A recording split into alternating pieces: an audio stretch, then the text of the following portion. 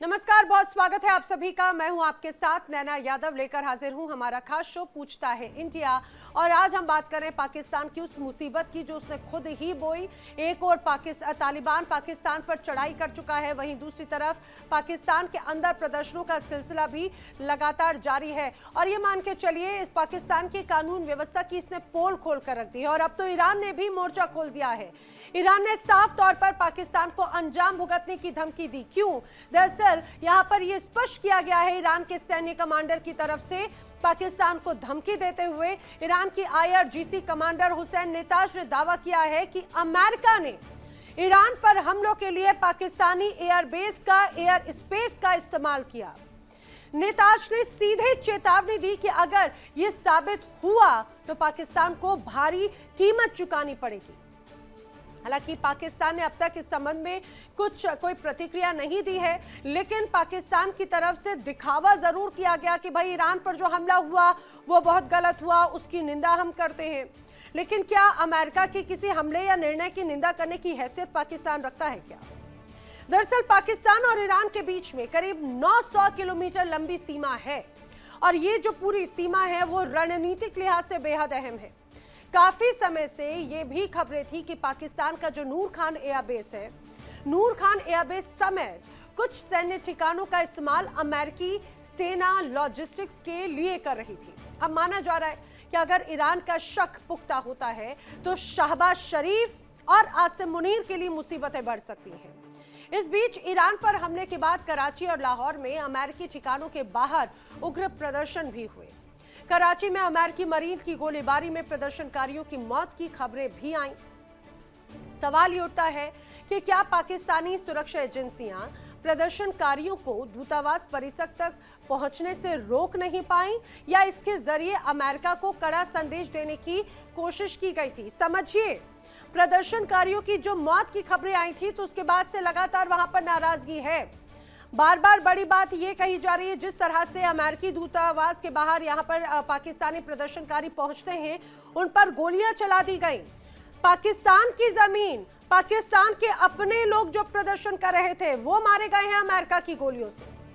फिलहाल ईरान की धमकी से पाकिस्तान की टेंशन जरूर बढ़ गई है, क्योंकि पाकिस्तान खुद आर्थिक संकट से जूझ रहा है, अफगानिस्तान के साथ सीमा पर संघर्ष से जूझ रहा है, घरेलू फ्रंट पर प्रदर्शनों से जूझ रहा है। अब ऐसे में पड़ोसी देश उसका ईरान, उसके साथ में सीधा टकराव उसके लिए भारी पड़ सकता है। बड़े सवाल, क्या पाकिस्तान ने अपने एक और साथी ईरान को धोखा दे दिया है? क्या पाकिस्तान ने अमेरिका के एहसानों का बदला चुका दिया है? क्या पाकिस्तान ईरान की मिसाइलों की मार झेलने की स्थिति में भी है? ये वो तमाम बड़े सवाल हैं जिन पर जवाब जानने की कोशिश करेंगे, जो लोगों के जहन में है। आप ये मान के चलिए, जिस रूप में ईरान और इजराइल के बीच में तनाव है, और उसमें अमेरिका की सबसे बड़ी भूमिका रही, क्योंकि ये पूरी दुनिया जानती है कि ईरान पर सिर्फ इजराइल अपने दम पर जंग नहीं छेड़ना चाहता या नहीं छेड़ सकता। अगर वो शुरुआत भी कर देता तो बहुत ज्यादा लंबे वक्त तक शायद ईरान और इजराइल का ये युद्ध टिक नहीं पाता। लेकिन अमेरिका का जिस तरह से उसे प्रोटेक्शन, अमेरिका का समर्थन, अमेरिका का सैन्य समर्थन, आर्थिक समर्थन इजराइल के पास में रहा, और उसके बाद में हालात अब ईरान और इजराइल युद्ध के बदल गए। लेकिन ये कहा जाए कि पाकिस्तान ने भी क्या ये कहा जाए कि एक बड़े तरीके से धोखा दिया है ईरान को IRGC की तरफ से, तो यही कहा जा रहा है। करेंगे चर्चा, खास मेहमानों का पैनल मेरे साथ में कनेक्ट हो रहा है। रक्षा विशेषज्ञ रिटायर्ड ग्रुप कैप्टन आशीष सहाय जी मेरे साथ में कनेक्ट हो रहे हैं। विदेश मामलों की जानकार डॉक्टर ब्रह्मदीप अलूणे मेरे साथ में कनेक्ट हो रहे हैं। ईरान मामलों की जानकार असलम रिजवी जी मेरे साथ में कनेक्ट हो रहे हैं। इमरान खोकर मुस्लिम स्कॉलर हैं। जहांगीर कोल्होड़ो भूराजनीतिक विश्लेषक के तौर पर पाकिस्तान से मेरे साथ में कनेक्ट हो रहे हैं। आप सभी खास मेहमानों का इस पूरी चर्चा में बहुत स्वागत है। लेकिन मैं इस चर्चा की शुरुआत सबसे पहले असलम रिजवी जी आपसे करना चाह रही हूँ। खासतौर से मैं अगर ईरान की बात करूं, ईरान के पड़ोसी मुल्कों की बात करूं, तो ये कहा जाता है पड़ोसी मुल्कों के साथ में हो सकता है कई अलग अलग कॉन्फ्लिक्ट्स रह सकते हैं, लेकिन खासतौर से अगर जब मुस्लिम रहनुमाई की बात की जाती है, खामनेई को लेकर अगर एक बात की जाती है, तो वहां पर यूनिटी का एक बड़ा मैसेज देने की कोशिश की जाती थी। लेकिन अब जिस रूप में बड़े आरोप IRGC ने लगाए कि पाकिस्तान ने धोखा दिया है, पाकिस्तान ने अमेरिका का साथ देकर हमले को एक तरह से अंजाम देने में उसकी मदद की। तो बार बार सवाल खड़े हो रहे हैं, क्या रिश्ते इतने ज्यादा खराब हो गए थे कि अपनों के साथ धोखा कर बैठे? जी, बहुत ही आपका सवाल वाजिब है और बहुत ही खूबसूरत सवाल आपने किया है। असल में पाकिस्तान में बहुत सी खराबियां हैं, लेकिन एक अच्छाई पाकिस्तान में है हम्म। और वो ये है कि वो जो बिरयानी खाई थी उसने डोनाल्ड ट्रंप के साथ, उसकी जो है वो नमक हरामी नहीं करना चाहता है। यही उसकी एक अच्छाई है कि वो बिरयानी का जो आसिम मुनीर ने व्हाइट हाउस में खाई थी, उस बिरयानी का जो असर है वो आप देख रहे हैं कि अपने पड़ोसी ममालिक को, मुल्क को जो है उसने ईरान को तबाह करने के लिए पाकिस्तान ने अपना स्पेस दिया।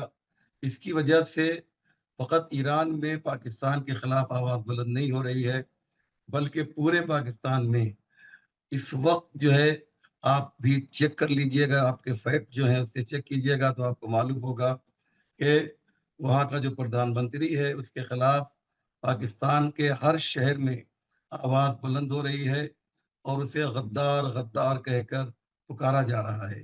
यानी इस वक्त पाकिस्तान एक तरफ अफगानिस्तान के मसले में तो परेशान था ही, उसके बाद भारत ने जो उसके ऊपर एयर स्ट्राइक की और जो हम्म। जो ऑपरेशन सिंदूर किया, उसका असर तो वो झेल ही रहा था, हम्म। लेकिन उसके बाद अब ये तीसरी मुसीबत में पाकिस्तान फंसता हुआ दिख रहा है। मैं आपको बताऊं, लेकिन रिजवी जी आखिर ऐसे क्या मजबूरी है? क्योंकि एक तरफ तो हमले की निंदा की जा रही थी पाकिस्तान की तरफ से, और हमने देखा कि बड़े स्तर पर विरोध प्रदर्शन भी देखने को मिल रहे थे, और ये भी कहा गया कि पाकिस्तान खुद को बड़ा मुस्लिम मुल्क, या ये कहा जाए सबसे बड़ा मुस्लिमों का रहनुमा के तौर पर बता रहा था। तो उतने बड़े सर्वोच्च नेता आयतुल्लाह अली खामनेई की मौत का आखिर क्या समर्थन करेगा पाकिस्तान? ऐसी क्या मजबूरी है, अगर ये बता पाए तो आप। जी नैना जी, सवाल आपका जो है उसका जवाब यही है हम्म। कि पाकिस्तान में इस वक्त आयतुल्लाह खामनाई के लिए जो सहानुभूति है, हम्म। जो हमदर्दी है, वो आप भी जानती हैं और हमारे पैनल में बैठे हुए तमाम लोग जानते हैं कि एक ज़माना था कि खामनाई साहब को, आयतुल्लाह खामनाई को लोग कहते थे ये शियों के रहबर हैं, हम्म। लीडर हैं, लेकिन इस वक्त वो पूरे मुसलमानों के लीडर और रहबर बने हुए हैं। ठीक इसलिए है। पाकिस्तान को मजबूरन ये कहना पड़ा कि हम हमले की निंदा करते हैं। ये ठीक है, वो इसका वो मजबूरी दांत थी। है, हम्म। ये बिल्कुल मजबूरी थी और ये ठीक हाथी है। का वो सामने वाला दांत है जो दिखाई देता है, ठीक है। लेकिन ठीक जिससे है, वो देखिए। खाना खाता है जी। वो दांत कोई और है। हाँ। वो स्पेस जो दिया है, जो जमीन दी है, वो अंदर वाला दांत है। ठीक है, मैं इसका जवाब जहांगीर कलहोड़ो जी से लेना चाह रही हूँ। जहांगीर कलहोड़ो जी, सुना आपने, रिजवी जी खासतौर से ईरानी हैं और उनका कहना है कि भाई पाकिस्तान ने अमेरिका का जो नमक खाया है उसका कर्ज अदा किया, और ये कहा जाए इसीलिए अपनों के साथ धोखा कर दिया हमेशा की तरह। जी नैना, सबसे पहले तो आपको इस होली के त्यौहार की मुबारक, और माशाल्लाह आपकी ड्रेसिंग काफी दिनों बाद बड़ी अच्छी लग रही है और सारे देखने वालों को। अच्छा, दूसरी चीज अब बड़े सुकून से सुनिएगा। हम्म। देखें, इंडिया उन ममालिक में था जहां पे ईरान फ्री वीजा के लिए जाना जाता था कि भाई ईरान में इंडिया के इंडियन जो है वो फ्री वीजा पे आ। इंडिया ही मुल्क था जो चाबहार को बना रहा था और डिस्काउंटेड ऑयल इंडिया ही मजे ले रहा था। अच्छा, होता क्या है कि कल ही मैं इंटरनेशनल जरीदों को पढ़ रहा था और सुबह फॉक्स न्यूज को देख रहा था। वहां पे मुझे जो है एक खबर मेरे सामने गुजरी, जो इजराइल एयर स्पेस यूज कर रहा है और बेसिस यूज कर रहा है वो इंडिया की कर रहा है। तो ये तो आबेल मुझे मार वाली आप बात कर रही हैं, और रिजवी साहब की मैं बड़ी इज्जत करता हूं, बड़े मेरे लिए इज्जत लायक है। लेकिन रिजवी साहब, आयतुल्लाह खुमैनी साहब ना के शियाओं के, ना के मुसलमानों के, कौन से बल्कि हर जहांगीर कौन सी रिपोर्ट की आप बात कर रहे हैं? कौन से हिस्से की बात कर रहे हैं जिसमें हिंदुस्तान का जिक्र किया गया है? हुसैनी खुद को कहलाता है, उसकी इज्जत करते हैं। आयतुल्लाह खुमैनी साहब शेरों के शेर थे और हजरत इमाम हुसैन रज़ी अल्लाह ताला अन्हु के सच्चे पैरोकार थे। वो लड़ते हुए शहीद हुए, कोई ऐसे नहीं हुआ। अच्छा, ये 2 दिन पहले जो मोदी साहब वहां गए थे, इजराइल गए थे, वहां पे एमओयू करके आए हैं। मैं आपको इंडिया टीवी पे, इंडिया डेली पे बता रहा हूँ, एमओयू करके आए हैं कि भाई आप हमारे एयर स्पेस ना बल्कि एयर बेसिस भी यूज कर सकते हैं। तो ये इंडिया ने धोखा दिया है। मोदी जी ने आपको ये बात बताई? क्योंकि मुझे लग रहा है शायद आशीष सहाय जी को भी इंटरनल ये तो जानकारी नहीं होगी। मुझे लग रहा है आपको ज्यादा बेहतर बताया होगा मोदी जी ने आके कान में कि जहांगीर मैं ये डील कर आया हूँ। कैसी बात करते हैं जहांगीर? मैं आपसे जरा थोड़ा सा लॉजिकल बात जवाब चाह रही थी। नैना, मैं बोल सकता हूँ? जी जी सर। जहांगीर को ये पता होना चाहिए, आज से कुछ वक्त पहले, कुछ दशकों पहले, एक बहुत फ्रेंडली कंट्री ने इंडिया से सपोर्ट मांगी थी कि अगर आप हमारे लड़ाकू जहाजों को रिफ्यूल कर दें अपने देश में, तो हम पाकिस्तान में एक उस समय इनकी न्यूक्लियर फैसिलिटी थी काहूटा, उसको बम्बार्ड करना चाहते थे। ओपन ऑफर था सीक्रेट चैनल्स पे कि अगर उस देश के जहाजों को हम सिर्फ रिफ्यूलिंग करने दें इंडिया में, तो काहूटा को डिस्ट्रॉय कर देना था। लेकिन स्टेट पॉलिसी के तहत इंडिया इस तरह के चीजों को एक्सेप्ट नहीं करता, और हमने अपने उस दोस्त को मना कर दिया कि हम तीसरे देश के जहाजों को इस पर्पस के लिए इंडियन लैंड पे लैंड नहीं करने देंगे और उनको रिफ्यूलिंग तो एकदम नहीं करेंगे। और आज इनका काहूटा अभी भी है। तो इंडिया की पॉलिसी से ये अपनी पॉलिसीज का बराबरी तो ना करें। और दूसरा देखें, इंडिया के ईरान से और इंडिया के इजराइल से दोनों से संबंध है, लेकिन हम फेयर हैं और ट्रांसपेरेंट हैं, ना कि हम भीतर घात या बैक स्टैबिंग कर रहे हैं कि एक तरफ तो हम अपनी जनता को दिखाने के लिए कि हम ईरान के साथ हैं, तो हम कंडेम करते हैं यूएस अटैक को, और साथ के साथ उनके जनरल, उनके फील्ड मार्शल अमेरिका के साथ भीतर घात के लेवल पे जाके एयर स्पेस को यूज करने दे रहे हैं अमेरिका को ईरान पे हमले करने के लिए, और एक बैकअप पॉलिसी बना रखी है कि अगर बूट्स ऑन द ग्राउंड करना पड़ेगा तो आप देखिएगा, शायद अब उसकी जरूरत नहीं पड़ेगी, मगर अगर पड़ी तो पाकिस्तान ईरान का बॉर्डर यूज होगा, पाकिस्तान की मिलिट्री उसको परमिट करेगी, क्योंकि इन्होंने कमिट किया हुआ है। तो इसलिए इनका ये जो बैक स्टैबिंग हुआ है, ये अगर ये ईरान को या खमैनी साहब को मानते थे, तो एज अ स्टेट इनको अमेरिका को रिफ्यूज करना चाहिए था कि आपके इस हमले में हम पाकिस्तान की, देखिए यूके अमेरिका अलायंस हैं, उनके बहुत से आपस में मतलब जुड़े हुए मिलिट्री एक्सरसाइजेज होते हैं, बट यूके ने बोला हम डिएगो गार्सिया, इंडियन ओशन में जो उनका एक जॉइंट बेस है यूनाइटेड किंगडम और यूनाइटेड स्टेट्स का डिएगो गार्सिया में, यूके ने मना किया कि एज अ पॉलिसी हम वहां से एरियल अटैक अमेरिका के नहीं होने देंगे ईरान के ऊपर।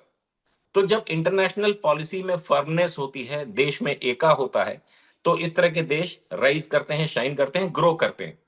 अगर आपकी फाइनेंशियल क्राइसिस से निकलने के लिए आपको अमेरिका के हाथ बिकना था, तो आपको यह भी डिक्लेयर करना चाहिए था कि इस पर्टिकुलर युद्ध में भीतर घात करना गलत होता है। चाणक्य को पढ़ें अगर ये लोग, या स्टेट पॉलिसी के गवर्निंग प्रिंसिपल्स को पढ़ें, तो फॉरेन पॉलिसी में दो देशों के साथ मिलकर चुपके से पीठ में चाकू मारना गलत होता है। जी नैना, इसमें कोई शक नहीं सर। और देखिए अभी हालांकि जिस रूप से अभी सवाल जवाब का दौर हुआ, और ये बात जहांगीर कलहोड़ों को शायद रास नहीं आई, और जैसा अभी हम पिछले कुछ वक्त से देख रहे हैं, पाकिस्तानियों के पास में जब जवाब नहीं होता है तो डिबेट छोड़कर वो चले जाते हैं, और यही एक बात होती है कि वो परिस्थितियों का सामना नहीं करना चाहते या सवालों का सामना नहीं करना चाहते, क्योंकि वो भी बड़े मजबूर हो जाते हैं अपनी हुक्मरानों के ये कहा जाए निर्णयों से ही। मैं अपने दर्शकों को ये बताते चलूं, अन्य गेस्ट करूं, तो अभी कुछ समय पहले जैसे ही खामनेई की मौत हुई, उसके बाद में पाकिस्तान में बड़े स्तर पर पाकिस्तानी सड़कों पर उतरे, अमेरिकी दूतावास के बाहर जाकर नाराजगी जताई। सिर्फ अमेरिकी दूतावास के बाहर ही नहीं, बल्कि पूरे पाकिस्तान में सड़कों पर उतरकर नाराजगी उनकी तरफ से जताई गई। लेकिन वहां पर जिस तरह से हालात हुए, और पाकिस्तान की तरफ से कुछ और बातें कही गई, लेकिन अब आईआरजीसी कह रहा है, ईरान कह रहा है भाई इसका खामियाजा भुगतना पड़ेगा, इसका जवाब जरूर दिया जाएगा। लेकिन जिस तरह से हालात अभी हैं, लेकिन क्या ये कहा जाए ब्रह्मदीप जी, क्या पाकिस्तान इस जवाब का या जवाबी कार्रवाई के लिए तैयार भी है? क्योंकि आईआरजीसी या ईरान के जो अभी इरादे हैं वो फिलहाल कहीं से कहीं तक नेक नजर नहीं आते, क्योंकि वो इंतकाम चाहते हैं, खामनेई की मौत का इंतकाम, और हर उस व्यक्ति, हर उस देश से जिसने इजराइल और अमेरिका का साथ दिया। नैना जी देखिए, मध्य पूर्व में एक ही शेर थे, धर्मगुरु आयतुल्लाह खामनेई, और उस शेर को मार डाला गया। उस शेर को मार गिराने में सबसे बड़ा किसी का योगदान है तो पाकिस्तान का है। अब देखिए, ये तैयारी पिछले 1.5 सालों से चल रही थी, और इतनी जबरदस्त तरीके से ट्रंप के ट्रैप में फंसे थे कि आसिम मुनीर युद्ध हारने के बावजूद फील्ड मार्शल बन गए। आसिम मुनीर ऑपरेशन सिंदूर में धो देने के बावजूद वो जो है वो वीर बन गए। और उनको बाकायदा लंच दे दिया गया, डिनर दे दिया गया। कुल मिलाकर पाकिस्तान और ईरान के बीच में जो 900 किलोमीटर की जो सीमा रेखा है, वहां से ईरान पर दबाव बनाने के लिए आसिम मुनीर और शहबाज शरीफ का खूब उपयोग हुआ। और ये लोग इतने दबाव में कि जो ट्रंप ईरान पर 2-2 बार हमला कर रहा है, जो ट्रंप रमजान के महीने में ईरान पर हमला कर रहा है, उस ट्रंप को नोबेल पुरस्कार देने की अनुशंसा करने वाला वाहिद मुल्क पाकिस्तान, जो कि अपने बम को इस्लामिक बम कहता है, उसके शहबाज शरीफ पे इतनी ताकत नहीं है कि वो ये कह देते कि हम उस अनुशंसा को वापस लेते। क्यों? क्योंकि ये लोग दबे हुए हैं। और जहां तक सवाल, देखिए, मुझे यहां पर कहने में कोई गुरेज नहीं है कि अंततः शियाओं के प्रति इनके मन में इतनी कड़वाहट है। आपने फातिमा जिन्ना का नाम सुना होगा, जिन्हें मदर ए मिल्लत पाकिस्तान में कहा जाता है। जिन्ना की बहन, वो जो है 1965 में अयूब खान के सामने उनको धांधली के चुनाव में हरवा दिया गया था, क्योंकि वो शिया थी। तो दुनिया में देखिए, ईरान के बाद सबसे ज्यादा शिया हिंदुस्तान में बसते हैं, लेकिन सबसे ज्यादा शियाओं की हत्या होती है पाकिस्तान में। देखिए इंडिया डेली 24/7 अब आपकी स्मार्ट टीवी पर। इंडिया डेली मौजूद है सभी डिजिटल प्लेटफॉर्म पर लाइव और लगातार। इंडिया डेली 24/7 हर दिन राष्ट्र को समर्पित।